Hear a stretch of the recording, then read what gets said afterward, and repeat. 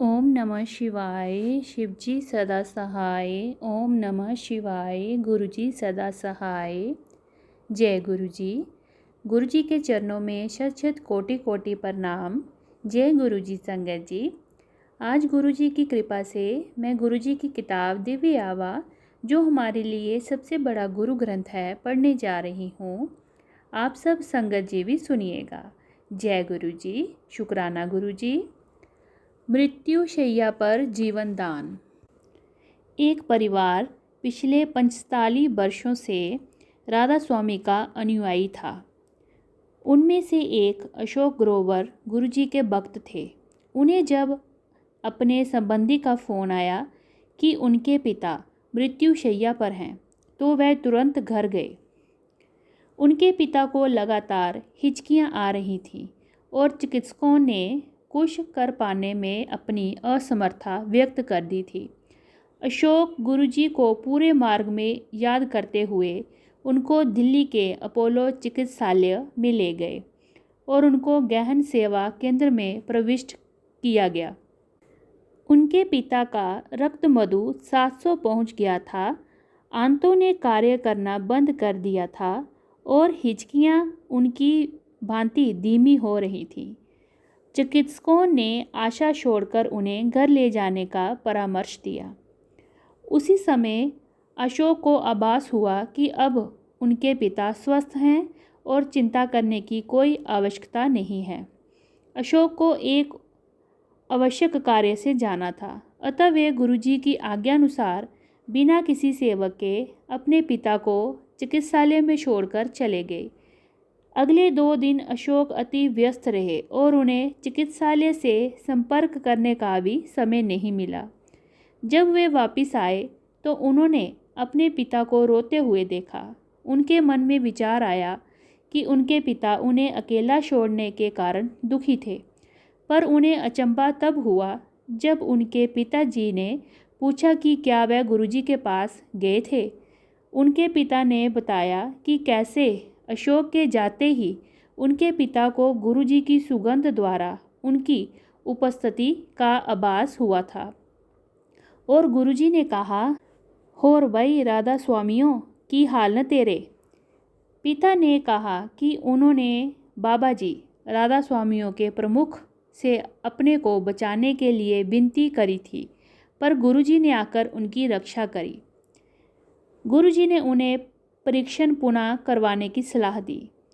ये कार्यवाही 2 दिन तक चली। इस अवधि में उनके पिता को गुरुजी की सुगंध आती रही। परिणाम आने पर चिकित्सकों को विश्वास नहीं हुआ और अपनी पद्धतियों पर संदेह करने लगे।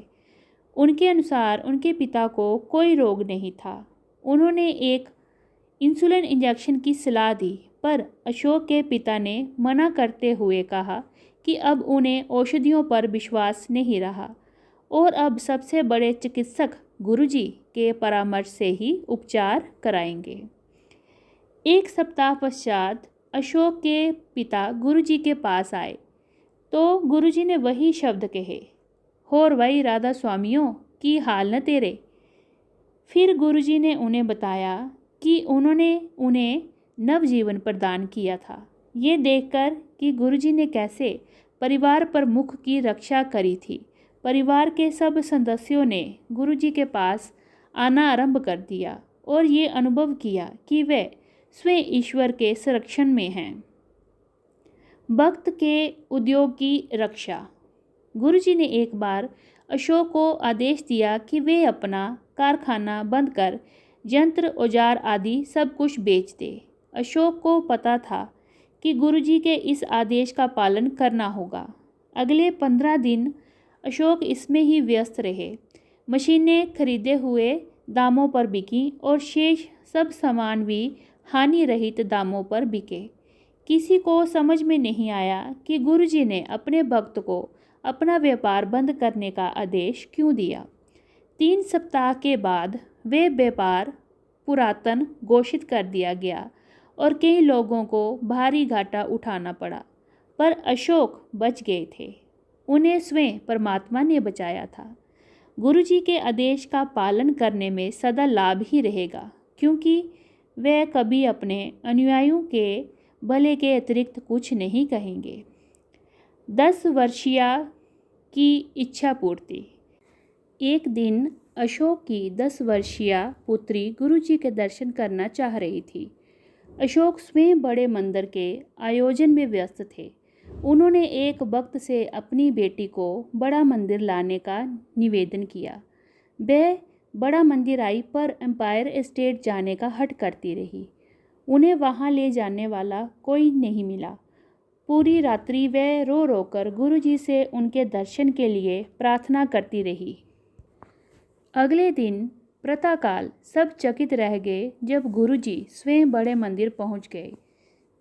जब अशोक ने उनको बताया कि उनकी बेटी रात को उन्हें याद कर रही थी, गुरुजी मुस्कुराकर बोले कि इसी कारण वह उससे मिलने वहां आए हैं।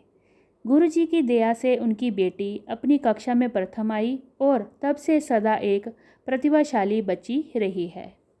ये सत्संग दिल्ली के अशोक ग्रोवर अंकल जी का है। जय गुरु जी, शुक्राना गुरु जी।